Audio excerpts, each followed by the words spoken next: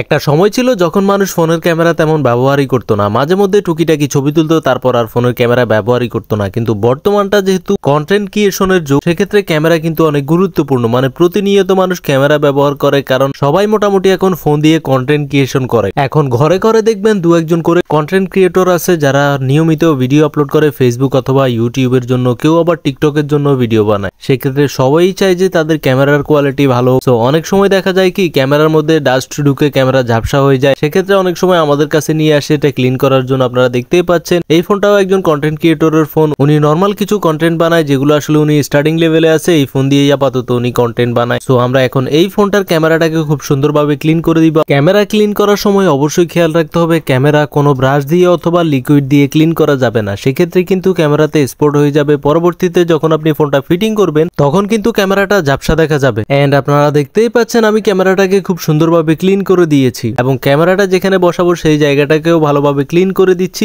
And clean করে দেওয়ার পর এখন ক্যামেরাটা দেখতে অনেকটা সুন্দর লাগতেছে।